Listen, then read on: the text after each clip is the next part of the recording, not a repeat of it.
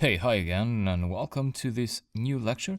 What we have so far is this map with these 62 markers, each of them representing a volcano location in the United States. However, this map is not very smart, so to say.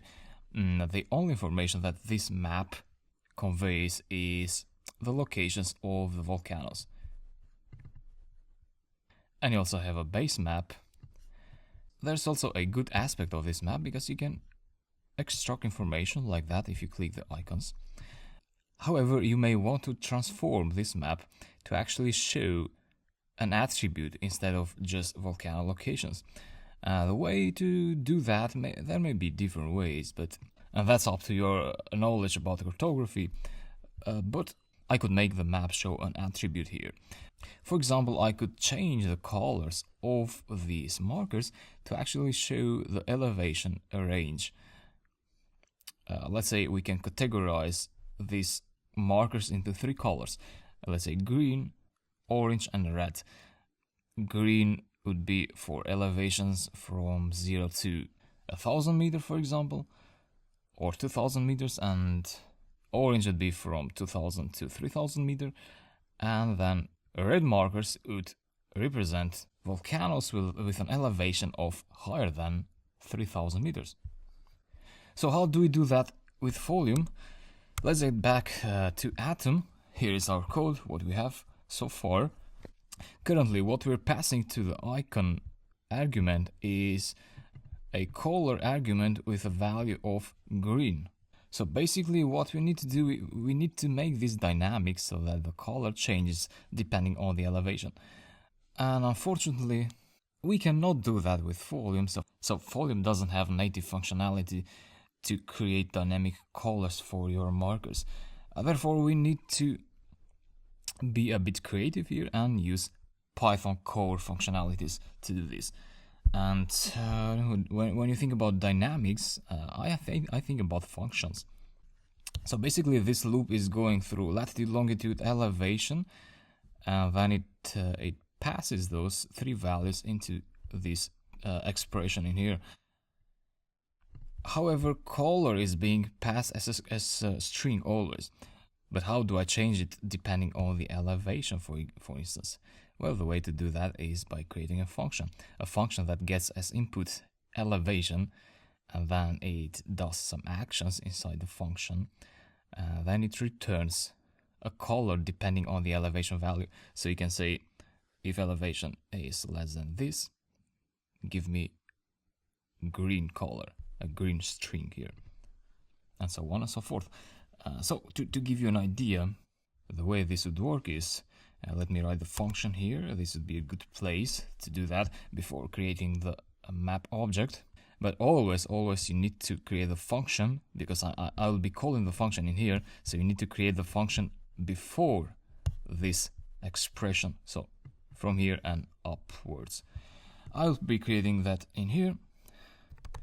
Let's call the function color producer. Let's keep it simple for a while just to demonstrate you how this would work. So let's keep it very simple. Let's say return green, and if you change this to color producer, and don't forget the brackets.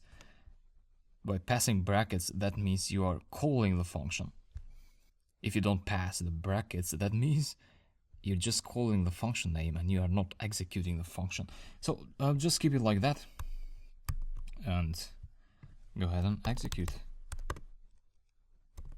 map1.py. Alright, reload and you'll get the same thing, right? Because what happens is that this thing in here, this function call, will be equal to whatever you return here. So the type of this object is actually a string. So it's exactly the green string.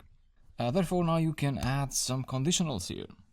Basically you need to pass an input here, so elevation. Let me write whatever variable you like. I'll write elevation, and here you need to pass L. So L for let lon L, so, let's say we have 62 rows in the data table, and the for loop will go through the first row of the table. It will get elevation and it will pass it to this function call. So the function will pass L into elevation, and then you say here if elevation is less than 1,000, then you want to return green for elevations less than 1,000 meters. If elevation is between 1,000 meters, so it's greater than 1,000 meters or less than, let's say, 3,000 meters, return orange. Else return red. So red will be returned if none of these conditionals is satisfied, which means elevation is neither less than 1,000 meters nor between 1,000 and 3,000 meters, which means what is left is greater than 3,000 meters. In that case, we will return red. For finding out those values, actually, you need to do a little bit of data exploration. For instance, you may want to look at the data quickly like that to see what values you have, and then decide on the category thresholds. But you can also make more significant statistical analysis, like you can make a histogram and see the data distribution and then decide on these values. But let's keep things simple and let's decide on these values. Okay, I'll save this, check if everything is in place just quickly. Yeah, let me try the code.